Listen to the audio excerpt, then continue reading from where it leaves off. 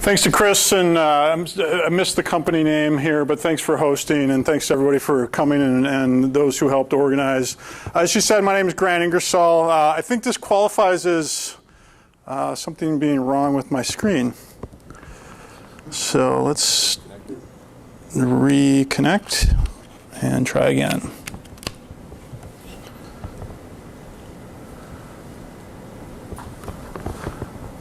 There we go. That's a little bit better. It's got like a little 3D aspect to it. I think this actually qualifies as a true home game for me. I literally live like 10 minutes away. I think it's the closest meetup I've ever done, which is really cool because I'm on the road a lot. So this is a good thing. Anyways, I'm going to talk to you a little bit about tonight around Solr and maybe some use cases around data science, and maybe help you think about how you can use search engine technology in ways that you hadn't thought about before. How many people here have used Lucene or Solr or deal with text as part of their jobs? I guess I should ask separate questions. Lucene and Solr, show of hands. Text or unstructured content, as they like to call it. That's a little pet peeve of mine. There's nothing unstructured about text. Text is very highly structured. We're just not very good at telling computers how to take advantage of that structure. So what I want to talk about a little bit tonight is some of the things that have happened in this space that might be interesting to you. And I'd like to really start off by showing you that's got actually a really kind of cool vibe to it. It doesn't look like that on my screen, but the blue and the black looks good. Talk a little bit about some of the things that you may have not thought about in the context of search engine technology. So I think most of us, when we think of search engine technology, we say, oh, well, Google, yeah, I type in my 5 or 2 or 3 keywords and voila, up comes all of my answers, and they know me better than I know me, right? But I think that one of the things that's been really interesting in the past, say, 5 years is a lot of us in the communities around search have started to realize that, hey, if we start bringing in numeric data, if we start bringing in spatial data, if we start bringing in enumerated types, along with all of that really good keyword matching, we can start to answer a lot more interesting questions. And so that's part of what I want to talk about tonight. So these questions along the lines of looking at time series data, for instance, looking at human-computer interactions, looking at spatial and how all of this data relates in time and space and all of those kinds of things. So if you haven't thought about search in a while, it might be time to revisit. And of course, at the end of the day, yeah, we're still really, really good at this little problem of matching keywords and dealing with languages and tokens and words and all of those kinds of things. Okay? So that's kind of the premise of my talk.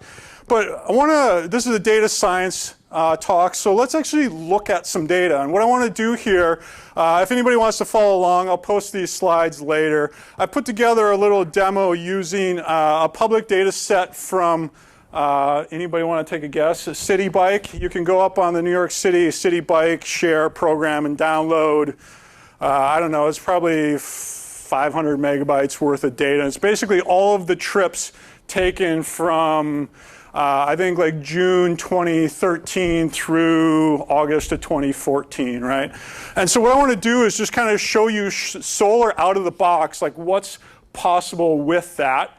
And then we'll dig into some of a little bit more introduction around what Solr is for those of you who haven't looked at it. And then we'll come back and look at a few other use cases, and hopefully all of this will fit in an hour or so that we can get off to our beverages over at Bailey's. Okay, so with that, what I'm going to do, and I apologize for the, I guess I need a mirror here. Hang on one second. Anybody afraid of the terminal here? So let me just make this a little bit bigger. What I'm just going to do is I've got this little directory called Solr for Data Science, and in it, I've got a bunch of stuff. Most importantly, I've got a download of Solr in here, then I've got a bunch of scripts and all. I won't go into too much details on what the scripts do, but you can trust me on those. And I'm just going to literally unzip Solr here. And while that's extracting, we'll talk about that. That's all well and good. Solr ships with a number of really cool things out of the box. I'm going to then run a little setup script here. And what that's going to do is start up Solr and create 3 collections. A collection in Solr's lingo is a place where you're going to store data that's logically related. Okay, so I've actually created 3 of them, one called city, one called CityPy or CityPython, and then one called CityFull. And I'm going to take this Citibank data that I've downloaded, and there's actually I know this is really hard to read in the background. There's a data directory in here that ships with 3 or 4 sample files. I've just gone through this data and I've randomly sampled out of it and created 4 files with that data. And then I also have a link here to the full data set. Okay? So then what I'm going to do is I'm going to switch over into my other window here, and I'm going to start the full indexing in the background, and we're going to let that guy run, okay, because that's always dangerous to do live full things in front of that. But in the meantime, I am also going to kick off a smaller job here that's called index post, which is basically going to go through and automatically suck in those sample files, okay, and this should take a lot less time. You can see it's already gone through one file and it'll go through another one here. While that's all happening, I'm going to switch over to this little introduction README file that I have here and walk you through that a little bit. It walks you through getting started, essentially what I just ran here. I ran setup and then I ran index post. And because I'm a biker and this is bike data, I took this theme of we're gonna talk about cycling in this context. So what I've then done is created a few queries for Solr. So right out of the box, Solr ships with a very basic UI that's built off the velocity template handler. And so right off the bat, I've got search with faceting working against that data set. So up in the URL bar, the details are, you don't really need to worry about right at the moment, but the key thing is here is I'm searching that city collection. And so you can see in this data set, for instance, I've got, how many zeros are there? 120,000 items in this result set. I just indexed that literally in the 30 seconds that took on my little, I guess it's not that little, but my decent sized powered laptop here. We've got basic search happening down the middle here. You can go and modify all this, but you can see kind of the data that is in this. For instance, this particular thing says the trip duration took 770 seconds. This data set is in seconds. You can see the start and stop time. You can see the start station ID. The start station name was the Grand Army Plaza in Central Park South. You've got Latin Lawn for the start station. You've got end station name, 43rd and 6th. Latin Lawn for that. We've got the bike ID. We've got this user type, which is either like a customer or a subscriber. In this particular case, customer, you don't usually have birth information about customers. You do have them about subscribers. We've got this funny little number here called 0 for gender, whatever that means. And then we've got a few other things that are kind of internal to Solr. So right off the bat, I'm spitting out a bunch of details about this data set. I'm just saying to Solr, hey, give me a match against all documents here. And this little score here of 1.0, that just means that when we're doing a match all docs query in Solr, it just means just return them in however you think is most efficient. We don't care about scoring. And so we could scroll through this. You can page through the results. We can look at things like on the left-hand side here, for instance, I've got a couple of facets set up. Are people familiar with what faceting is? So you've probably seen this at least on most websites these days, especially if you've ever bought anything from Amazon, but you maybe haven't heard them called facets. Some people like to call them guided navigators, parametric search. I don't know if there's any others I'm missing in there. I've heard them called a bunch of different things. But the really cool thing about facets is essentially they're counts and a way of narrowing down my content to guaranteed results. So if I wanted to look at bike number 16067 by ID, I know that in this particular data set, there's 45 entries for that particular bike. And so I could narrow down and focus on it. Let's say that bike was involved in a robbery. I could go see what trips did it take, right? Or I could, for instance, look at gender. So in this particular data set, gender number 1 has, what is that, 76,000 approximately. Gender number 2 is 24,000. And gender 0 was 18,000. Now, saying, okay, well, what do those genders mean? Gender 1 is male, gender 2 is female, gender 0 is undisclosed. Likewise, I can very quickly slice and dice by dates. So what I put up here is just faceting by birth year. So you can see here, the very top value is the fact that 18,000 people haven't specified their birth year, whereas 4,600 were born in 1983. So that's maybe, it can help you very quickly determine the target demographic, right? So that's all well and good. Those are pretty basic things. Most search engines do those out of the box. But then we could start to ask more interesting questions. So for instance, we could look at day usage. And now what I've done is I'm actually showing you some of the low-level capabilities of Solr. This is one of the ways you can actually get responses out of Solr. And one of the things I've done is take and faceted by start time. So Solr can do all kinds of cool tricks around faceting. It can facet by dates, by functions, by queries, by what are called pivots. I'm going to show you a number of these different things. But you can see here that, for instance, in this data set, July 16, 2013, there was 1,088 trips made on that day. And we can actually even broaden those buckets. I'm just looking at per day entries right now, but there's a way we can group those into buckets and all of those kinds of things as well. And so you can see here, we can actually go down and start to ask a lot more interesting questions of this data. One of the other cool things you can do with Solr is it has what's called the stats component built into it. This provides you some basic out-of-the-box statistics about your result sets. Okay, and I emphasize that last bit there because the result sets right now, I'm just saying match against all documents. In all of these examples I'm giving you, you could actually put in real queries like text-based queries. So match on keyword, but then facet on these things, or show me the stats for all of these matches. And so what you can start to see develop here is I can slice and dice this data both based off of my ad hoc queries as well as the mathematics and the facets and the counts and all of those kinds of things. And so you have this incredible data exploration tool. So what does the stats component do? Well, it takes and looks at the result set and then just basically calculates some basic things like mins, max, counts. Are any fields missing? In this case, it's also, I've asked it to tell me what are all the distinct values in this particular data set. So you can see in this result set for the birth year, which is what I'm asking for at this particular time, you can see that there are 80 distinct years put in. So why did I put this under this notion of data quality? Well, I don't know, I find it kind of interesting that one of the minimum birth years was 1899.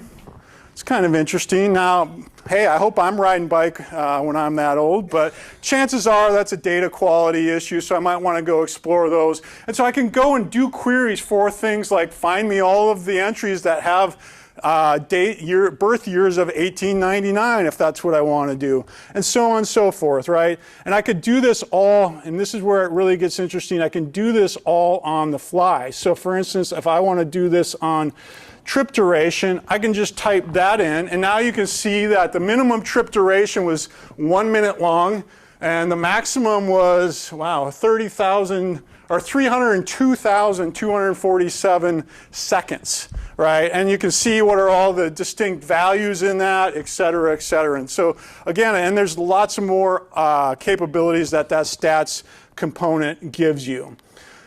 So just backing up and out, all that's well and good. Any questions so far? So we can actually start to ask some more interesting questions. I'm not going to go through all of these under the breakaway from the Peloton one, but there's a couple that I think are particularly interesting. One of the first things you can do is actually do what we call pivot faceting. This is kind of inspired by pivot tables. Again, the cool thing being is I'm starting from a fuzzy match query or whatever I determine as a query, and then I'm saying, give me facets and information about those things. So up front, I've just showed you, this is a raw result here of one match. I've said, give me just one row of one document that matches my particular query, but then give me a bunch of different facet information. So you're asking yourself, well, what is a pivot facet? What I've said I wanted is tell me all of the trips, or tell me the most popular trips in this particular data set. And so what I've asked for in my query is I said, I want you to do a match against all my content, and I want you to pivot between the start station and the end station. So in this particular data set, Pershing Square North, which is right by Grand Central in New York City, there was 1,178 entries that started there, and then the top destination off that was Broadway and 32nd. And in this particular amount of data, that happened 33 times, okay? And so on. And so what you're starting to see me develop here is that Solr's telling you what it thinks is most important in this data set. And I'm going to come back to that theme as we continue here. So that's all nice. I can actually take this one a little bit further. Remember, I've got that stats component. Well, I can actually hang those stats off of my facets and off of my pivots. And so what I'm now doing is saying I want to start station, I want to go to end station, and then I want to look at the trip duration, right? So again, Pershing Square North, 1178, Broadway West and West 32nd. The minimum trip duration was 302 seconds. The maximum was 1,376. You can see the sum, you can see the mean, standard deviation, and we can actually even, you see this little facets line under here, we can actually further break down that data too if we want. I didn't in this particular example, but you can if you want. So you can start to think about, well, how does that impact my city planning, for instance? Like maybe I want to find better bike lanes, I want to understand why it takes so long or why it's really short, et cetera, et cetera. And again, you know, I could put in queries for different, you know, if I want to look for all the mentions, if I wanted to join this data and index like actual user profiles, et cetera, I could start to build up much more complex queries. A few other ones in here, for instance, bike usage. Here all I'm doing is actually pivoting off of the bike ID to the trip duration. Maybe I want to know which bikes need maintenance. Again, I'm getting all of this right out of the box. I can just do this through very simple queries, and I get fuzzy matching and ranking off of it, which I would put forth that you don't get out of a lot of other technologies out there, right? I'm sure everybody, any of those strike a chord if somebody really wants to see who rides more, men or women. That's always a good question.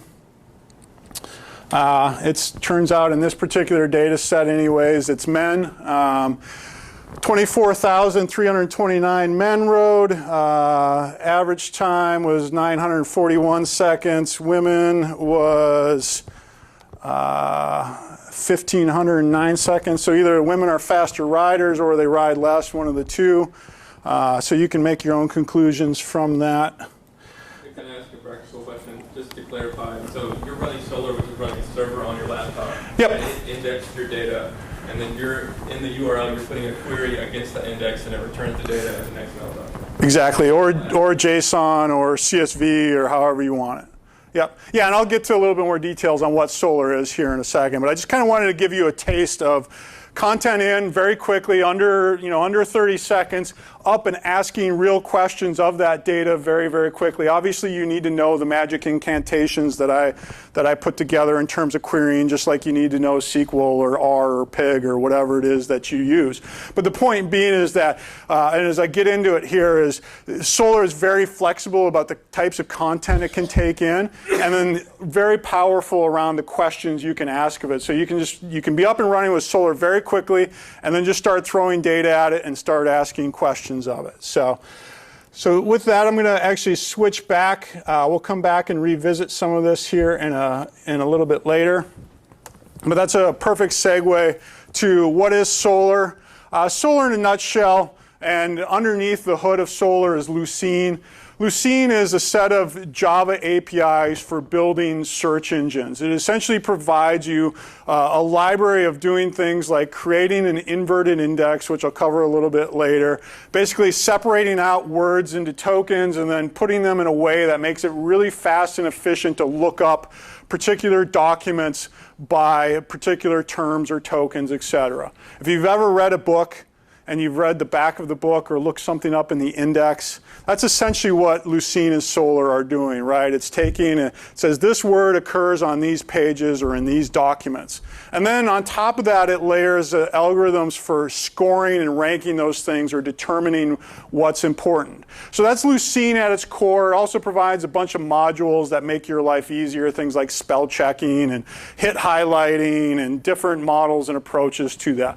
Solr then takes Lucene and is essentially all of the things that you would have to program around Lucene to stand it up in a real environment. Solr just does that for you. It provides a container that you can scale out, that you can distribute, that you can speak REST to, that you can talk to over HTTP, you can talk to with different clients.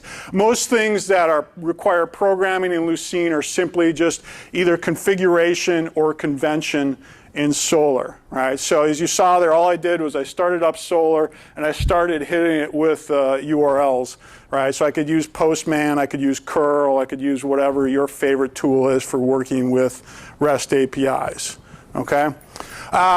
Chances are, if you haven't heard of Solr or Lucene, chances are you have used Lucene and Solr today. Netflix, any Netflix users, Instagram users, Zappos, Bloomberg, Tumblr, Etsy, Box. It's by far and away the world's most widely deployed search technology.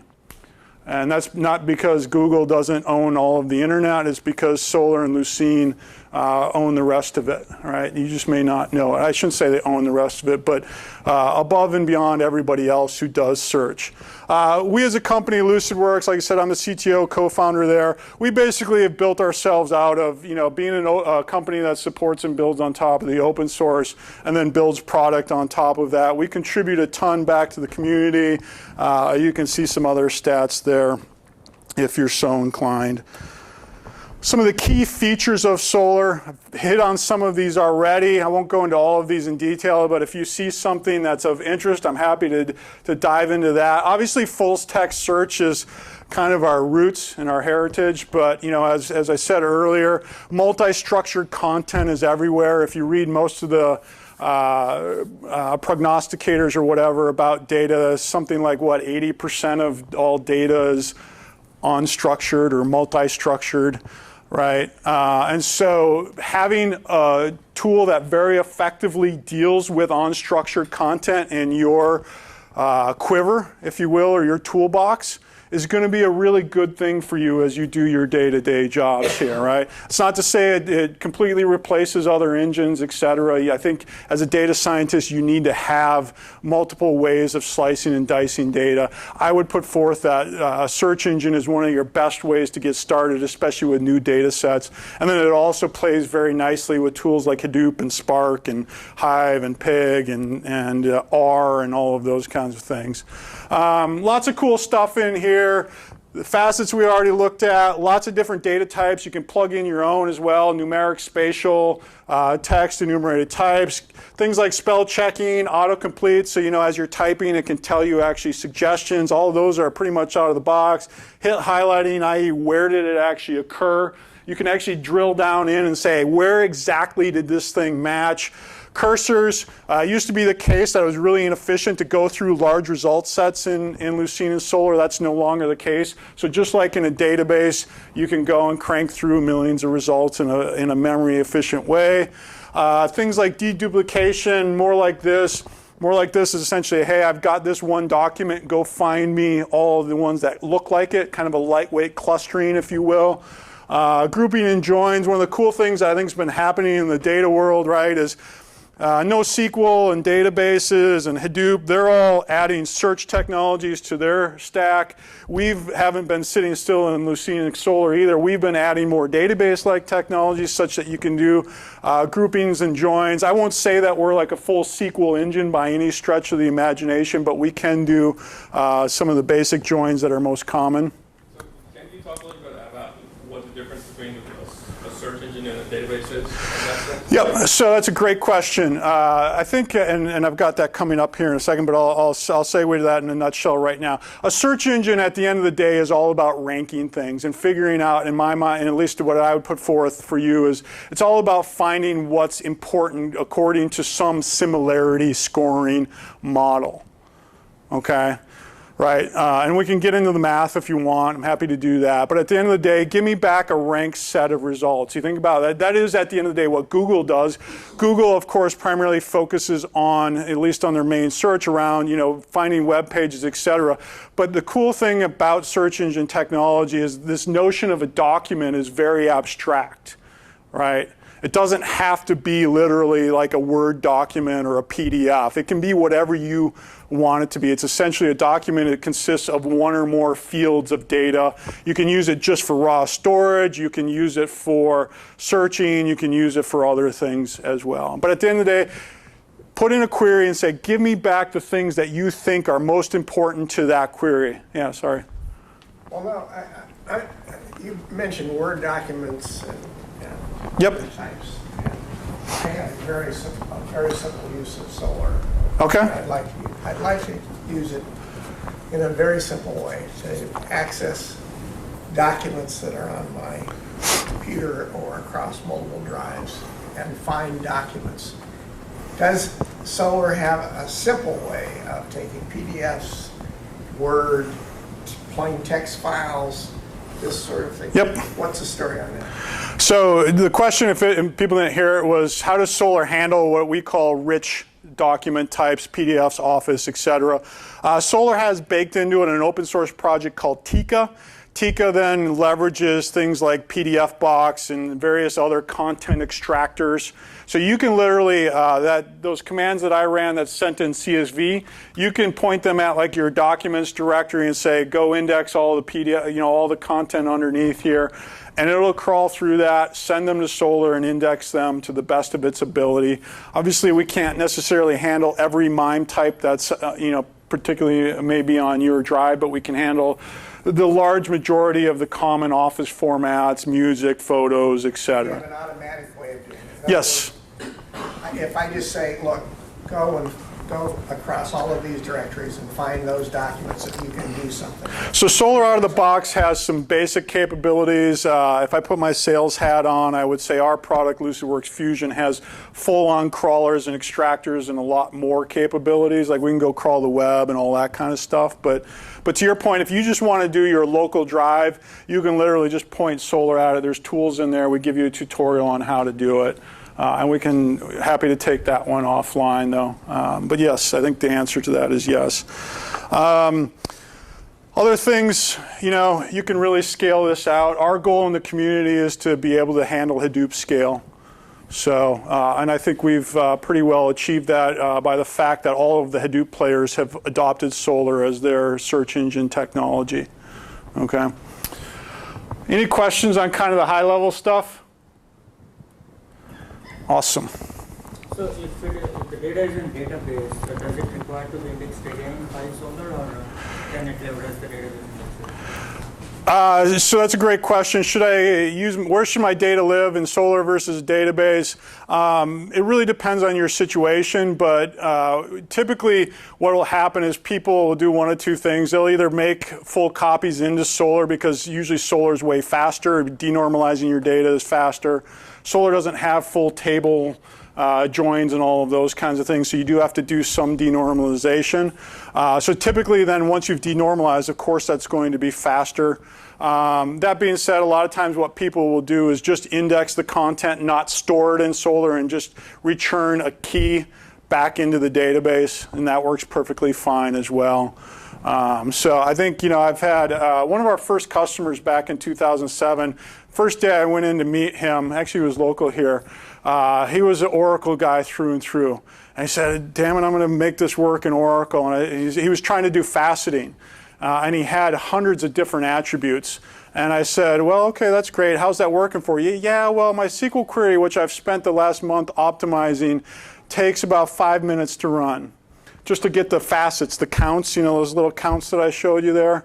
I said, okay, well, how's that working for the company? He said, yeah, not so good. And I said, well, let's index that data into Solr. And literally, like by the end of the day, we were faceting on that with sub-second response times. And he's like, oh, okay, I get it. And then by the end of the week, he was really happy. I saw him a year later. He says, I haven't touched my database in a year. So I considered that a win. caveat emptor. I'm up here standing here as an engineer, not a data scientist. So I wanted to get into what I see as some common data science use cases. I'm happy to talk about yours as well. And hey, if I can help you there, I can. If not, I can't. I always like to joke when I'm in front of people who have advanced math degrees that I do have a math degree, but I will not pretend to be a mathematician. Because it's been a long time, and as you all know, if you don't use your mathematics, then you lose it. So that's where I am at. So digging in a little bit more, I think to the gentleman's question back there, I think most people would agree with this statement. We live in this society with all this data and constantly on that we really need to know what's important. Right, and I think at the end of the day, what I want you to leave with is this search engine technology. Yeah, it's really good for keyword matching. I think it's even better at ranking things. And when you think about what ranking means, it's like, well, how can I put into practice what I know my customers or company needs in terms of figuring out what's important? What's the next best action I should take based off the information I have at hand? Right? And I think that search engine plays a really vital role in that aspect of the game, right? Because it is, at the end of the day, built to rank things very, very quickly. Anybody heard of Twitter? Twitter uses Lucene underneath the hood. All of their search is powered by Lucene. I think the last paper I saw published by them, what was it, 400 million tweets a day. Every tweet was available for searching on average in 50 milliseconds. And they were doing over 1 billion queries a day, and all of those, the 4 nines or whatever was like under 500 seconds or something like that, or even less, right? So the stuff scales out, but more importantly, it's getting at what's important in that data. But so the second part of that is the faster you know what's important, the better. And of course, that doesn't mean you want to deal with all of the wrong parts. You want to know, you want to get at it, but you want it to be right. So what are some common use cases? Well, I've hit on some of these already.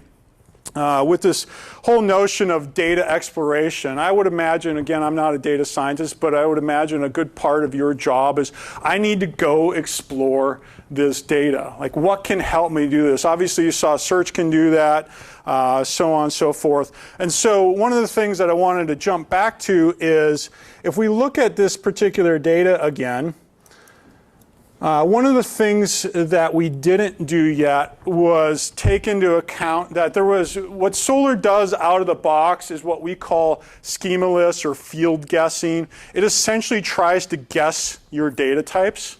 And as we all know as computer scientists, et cetera, that when a machine tries to guess things, it's going to get it wrong sometimes. And one of the things that Solr gets wrong out of the box on some data sets is, for instance, I showed you it has a latitude and longitude as 2 separate columns in the CSV files, right? Well, Solr doesn't know the word longitude or latitude, so it's not able to guess that that's a lat long. So we might want to take and combine those. And I would put forth that a lot of your time is spent iterating on data and understanding and exploring it. So, hey, wouldn't it be nice if we could go and get proper spatial representations of our data? Some of the other things that it does, at least right now, I think this is something we may change in the future, is it kind of assumes that when your data's coming in, because it doesn't necessarily know everything about it, that it might get what are called multi-valued fields. Like, it might be possible for this particular field to have multiple data points in it,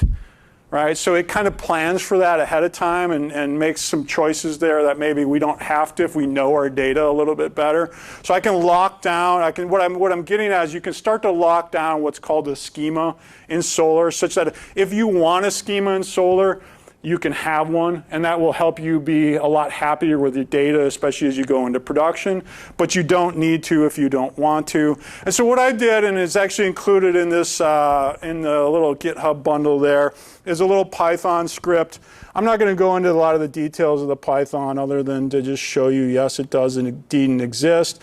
And what I've done here is I'm just looping over all of the CSV files and just creating a bunch of different fields, with the key thing here being that Solr has some conventions out of the box. And again, you don't really need to pay that close attention here, but to the details of this, Solr has some conventions out of the box that we can take advantage of and index. So for instance, I can tell Solr that I want my start time to be treated specifically as a date in case it got wrong. Or more importantly, I'm able to take that location information and actually create what's called the spatial point in Solr. I'm saying to Solr, combine the lat column and the long column, put them together into one as a point.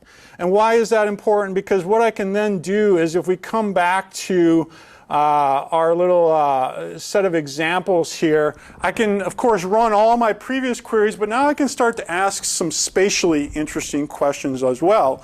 So for instance, this first one says, give me stats on bike usage, and get 0 results because I did something wrong. Let me just try a different one here. That's good. It's always good when you do live demos. Let's see if this one works. Yep, there we go. A little error in my copying and pasting in there. Give me stats on all the bike stations that are within 2 kilometers of Times Square, right? So let me just pause and let that sink in, because now what do we have, right?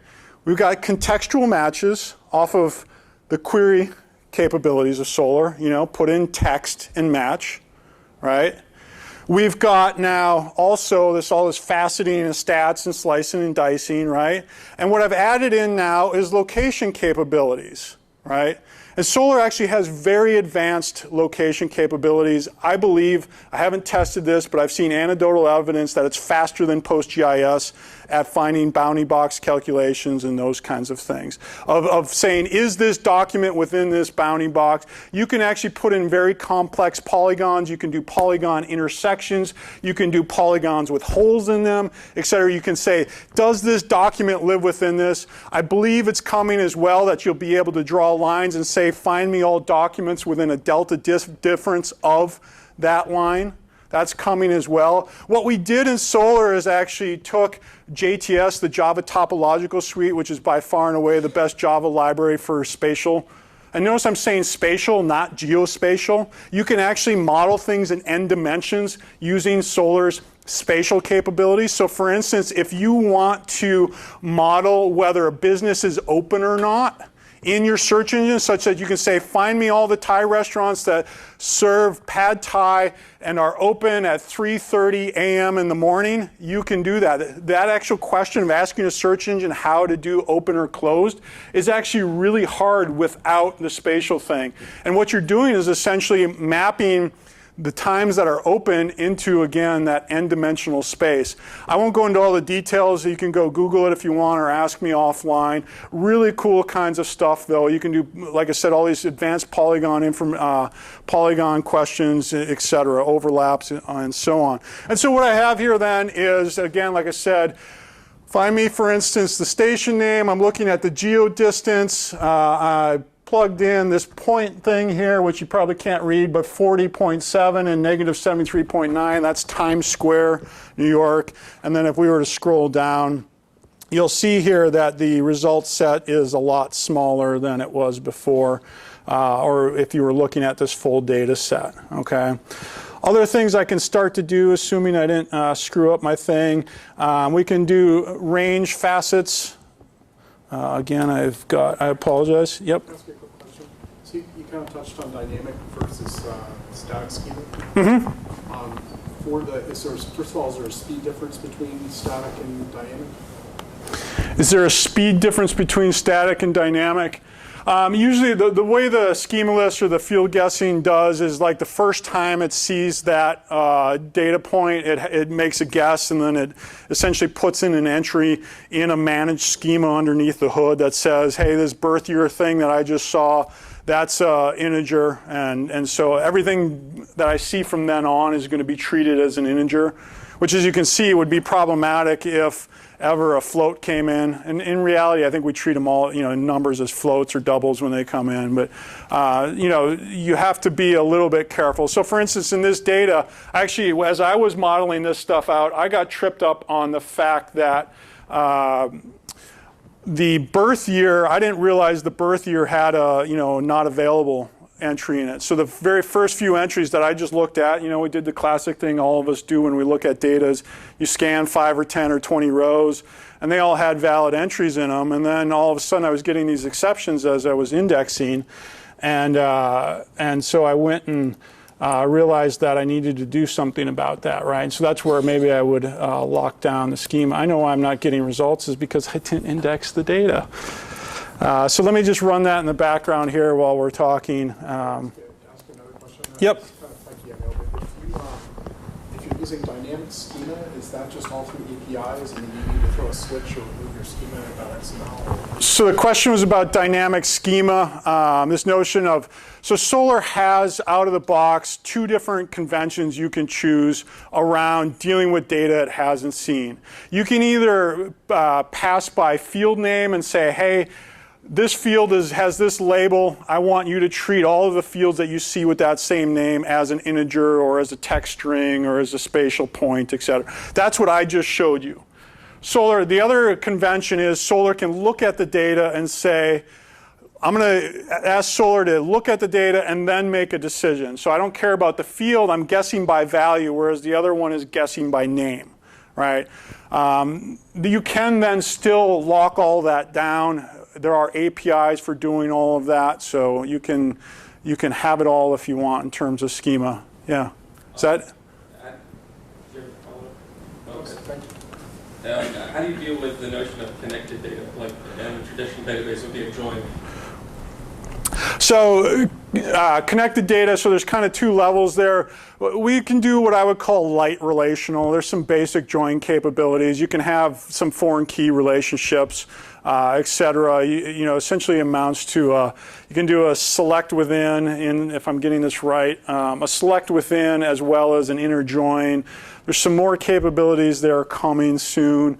Probably the biggest downside that Solr doesn't handle right now is like graph structure data. So if you want really connected data, you're probably better off with a graph database or something along those lines.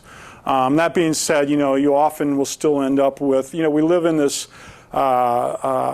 multi-persistent world these days, I think, for true production instances where you have, you want to use the right tool for the right job, right? So we are not a graph database, or at least not yet, although I do happen to know, I believe, for instance, LinkedIn keeps a few levels of their graph actually in Lucene, and you can model like 1st and 2nd order graph stuff in Lucene. It definitely takes work, but there are benefits to it. So this is just an example of range facets. What I did is I actually said I want to do a range facet on birth year. I don't know how well you guys can read that in the back. Let me make that a little bit bigger. Do a range facet of 10-year gaps starting in 1920 through 2016 and give me all the buckets. So you can see there was one in 1920, 14 in 1930. What's our biggest? 1980 had 4,563. So again, slicing and dicing the data in different ways, pretty straightforward to do out of the box. Let's see if I missed any other there. One of the other interesting things is, I keep talking, we can do all of these other kinds of queries.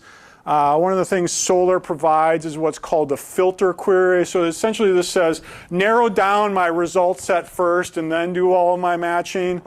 So in this particular case, I'm asking the City Bike data, I want to look at all paid trips. So if you're familiar with the City Bike system, the way it works is the first 30 minutes are free and then the rest is paid. And so what I did was add what's called a filter query onto that, and then I did 2 parts to that. I said, look at trip duration, 1,800 seconds to star, just meaning leave the end open. And then I said, filter also by where the end station location is within, where'd my distance go? Within 2 kilometers of Times Square as a point again as well, right? So again, just, we could sit and play with this data all day that way. I just think it's rather interesting to be able to kind of start to explore your data in a number of different ways. One thing we then do as a company is ship an open source product we call Silk. It stands for Solr, Logstash, and Kibana. If you've ever heard of ELK, Elasticsearch, Logstash, and Kibana, we essentially dropped the Elasticsearch part of it and kept the Logstash and Kibana pieces of it. You can go and download them. The code's all open source as well. Just to show you what this looks like, here we can jump over to a running instance of this. This essentially allows you to build dashboards on top of, again, I'm on my laptop here, build dashboards on top of your data set. So looks like a BI tool, right? Probably used to seeing these things. You can drag and drop and see flashes and all kinds of different things there. But essentially, you've got right out of the box a whole bunch of visualizations that happen on this data. So for instance, trip duration distributions, that's a pretty nice distribution curve there. You can facet, this is essentially faceting by start station, average duration by user type, so customer versus subscriber. We've got full-on maps down there. Let me hope that whoops, sorry about that. We've got regular old result sets, so if you want to actually look at the results, you can do that. We've got things like heat maps, etc. So you can see kind of what I've done is heat maps between two stations here. This is essentially a visualization of the pivot faceting with the counts. So very quickly, you can just sit and point this at Solr and start creating your panels. You can add in your own here. You can create your own rows. You can go and configure these things till your heart's content. One of the nice things here then also is you can save and share those dashboards as well. So it's a nice way to give people who we work with, hey, check out this dashboard on this data. This shows you my model. This shows you my information, all of that kind of stuff.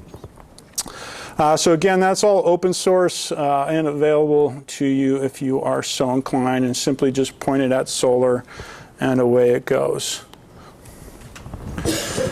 All right, so data exploration, that's some small part of what you're doing, right?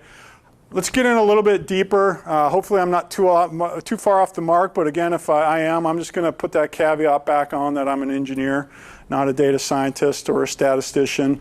But there are some interesting things I think that come out of the box that help you do your job, especially if you're building models, especially if you're looking at ways of, building off of this data. Feature selection being one of them. I'm assuming, am I right here? This is something you pretty commonly do as you're building out more complex classification models and things like that. So, out of the box, right, Solr has support, obviously, converting text to weighted models, right? So underneath the hood, Lucene supports its core model is a vector space model, but we can also do probabilistic models, we can do language models, etc. So all of those are supported out of the box at the low level. We support analyzers, very, very fast and efficient for tokenizing, chunking data into smaller pieces that can then be put into that, glorious inverted index that I was talking about earlier.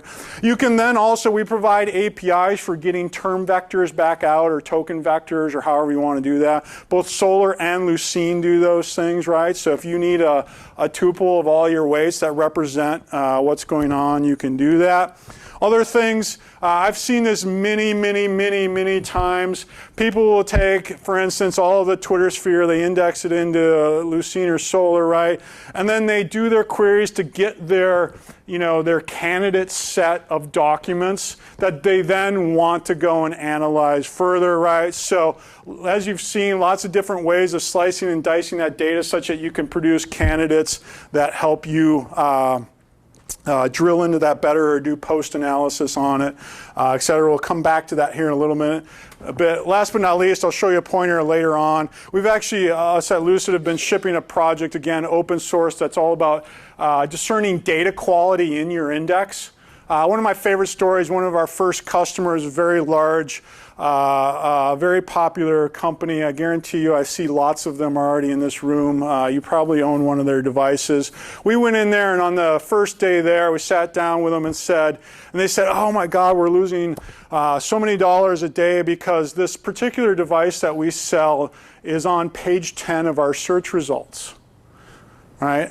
When you searched for that actual thing, it showed up on page 10. And we said, well, that's not good, right? And they were paying, you know, whatever, they're paying us. And so we sat down, we started looking at this, and we ran this little tool that comes with Lucene that just gives you an analysis of why things are matching, for instance, and it also can show you things like where you have missing data, et cetera. Long story short, turned out whoever the data entry clerk was that was filling in that product's details forgot to fill in the description field. And of course, the description field was a really key attribute that they were searching on.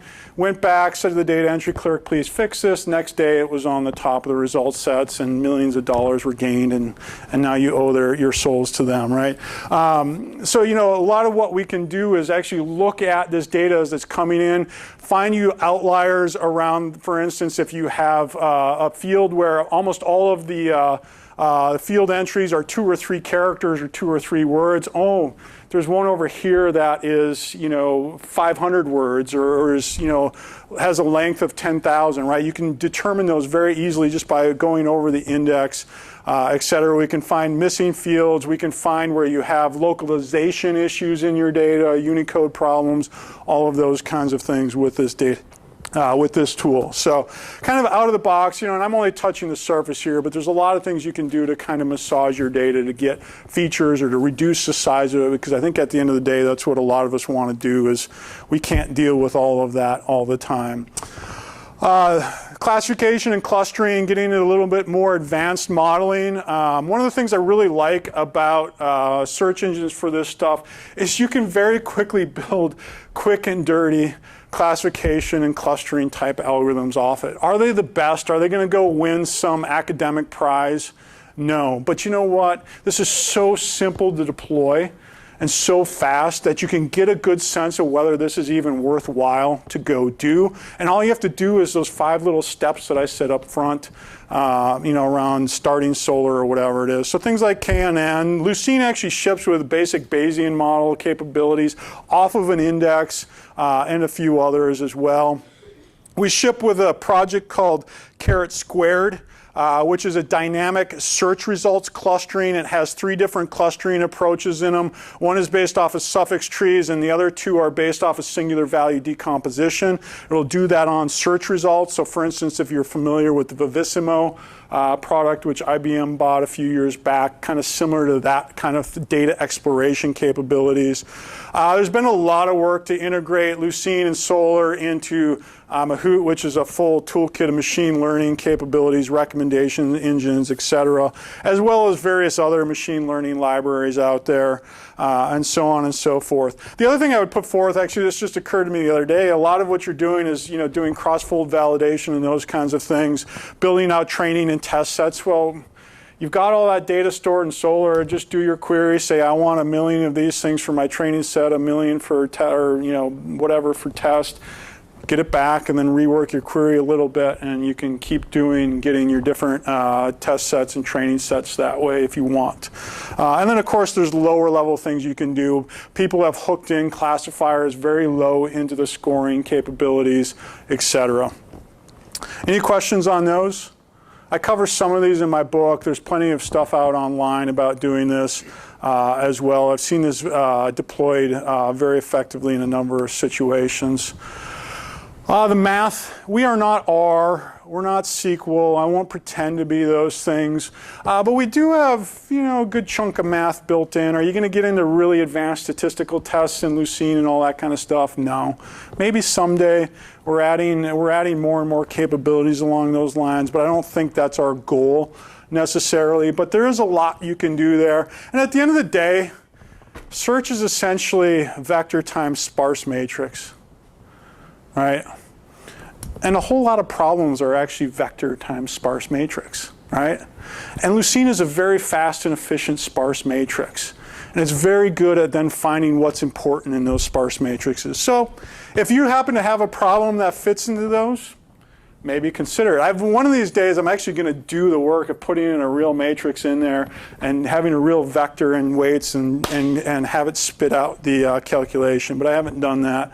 You know, I've mentioned vector space and things like that a few times. Is everybody familiar with that? At the end of the day, you've got a tuple that represents your document. You've got a tuple that represents your query. Take the cosine of that angle. That's essentially what the vector space model in Lucene is calculating, right? If the angle is 0, cosine is 1, so on and so forth. You remember all of your high school trig, right? There's a lot more coming here as well. I can't go into all of that. So let's do one last demo. How are we doing on time? Pretty good still? Okay. One of the last things that I think is really interesting, this is driving a lot of what we do in business-wise, is this notion of signals, right? The interesting thing I think about a signal is some data, a piece of data that says this particular person or this particular machine or whatever it is, process, is interested in this piece of data, right? Now, any one given signal probably isn't all that interesting, right? In the whole grand scheme of things, unless of course you know it's Barack Obama signing into your website. That's a pretty important signal, for instance. But by and large, all of us are just specks on this earth, and our signals don't mean much. So what you can do though is when we start to aggregate all of these and slice and dice these things, we can ask more interesting questions to that signal data. We can actually then turn around and use that to power our understanding of what's important in the content, in our content, right? If you think about Google, right? This is what Google does all day long, mining. You guys are doing all of the work for Google, so why don't we take advantage of this as well? And so what I'm going to show you is just a little example of our product called Lucidworks Fusion, which I won't get into all the details around it, but one of the cool things we do is we ship with an out-of-the-box recommendation engine that sits on top of Solr. And so what I've done is gone to Kaggle. Best Buy has put up a Kaggle data set that has 1.2 million, roughly speaking, products on it. And the other cool thing about it is they actually shipped with roughly 4 million clicks. It was like 1 month's worth of data. People who queried for this clicked on this. In other words, they gave us signals, right? And so what we did is build a little demo off of that. Let me just switch over to my last one here. So what we've done is just built a very basic storefront on this data set. You can see again kind of some of the concepts that I've put in on Solr over here. My range facets on price. I've got hierarchical facets down here. Again, Solr supports all of those. I've done a match all query. So you can see there's just a bunch of stuff in here. Again, looking at the only reason I have this stats stuff up here is to highlight again some of the data quality things. So for instance, I don't know about you, but if I'm in the business of selling things, having a sale price of 0 probably isn't that good for business. Turns out it's actually promotional items. Another thing that's interesting though is in this data set, they calculate what's called the sales rank, i.e. how important does this company think this is? This is a big offline process. Well, roughly 1.1 million of the 1.27 million items in this data set don't even have a sales rank. Why is that? Did somebody forget to fill it in, or do they just cut off after a certain amount? I don't know, right? So this is all kind of Solr out of the box. I can come in here and I can do searches, and I've just done a search for iPad. And you can see, I've got neoprene sleeve for Apple iPad. That's okay. I can see why it matches. There's the actual iPad. That's pretty good. I used to say that as long as, the main thing somebody was looking for was in the top 2 or 3, you're in pretty good shape. And we can scroll down and you can see there's various other things around the iPad. But I think if you're like me, you'd probably say those results are okay. I didn't really do any tuning of these results. It's pretty much out-of-the-box capabilities in Solr.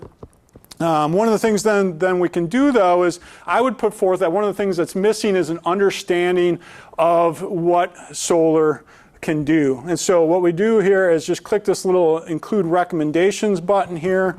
And what I've done is in the background, I took all that signal data, I've indexed that into Solr as well. And now when that query comes in, I say, go look up the weights for this query against who's clicked on it. Okay, and then I've submitted those weights to Solr and said, rank these documents boosted by these signals, right? And now what do I have? I have context-based matching, I have collaborative filtering-based matching, and then if I added in the spatial component, I would have spatial. It's kind of the holy grail of recommendations if you think about it. Context-aware, people-aware, and location-aware. All out of one single search engine, one query, right? I think if we went down and drilled down on this, I think you would agree these results are a lot better. There's the actual iPads in here, as well as the top accessories that go with it. If you really want, we can drive this home. I click this little advanced button up here. We can go and simulate these clicks. So let's say while I'm talking here, Sorry, you got 1 minute. okay. 10,000 people came in and actually clicked on this Harley-Davidson envelope case for Apple iPod. Good Lord willing, live demo over my phone. What I'm going to do here is send in 10,000 raw signals. Those all just got indexed. I'm going to run this little aggregation step. That's essentially a callback function that runs our click model. It's a decay model built in. You can see that thing ran. It just basically said calculate all of the new weights since I last ran. And then I can come in here and I can do my search again. And it should be up here somewhere. Let me do that one more time, sorry. And maybe it's broken. Oop, that's not good. Okay, well, it's not working at the moment. Usually what happens is that that Harley-Davidson, I think probably what's happened is I've actually got, we've run the signals against all of these other ones here and didn't clear out the demo ahead of time. But what happens is that thing will boost up to the top. Let me just try it for one other thing here. Another one here. Sorry about that. The Belkin Auto Kit. And we'll do a simulation. And run the aggregator and do my search. And voila, I'm wrong. Something's broken. That's interesting. Oh well, so anyways, take my word for it. Live demos. The other cool thing though is, and we'll probably get a real insight into whether this is working or not. In the background here, remember I said all those signals are in Solr? Right? This is proof they actually are. The cool thing here is all those signals are in Solr. What does that mean? I can search them in Solr. I can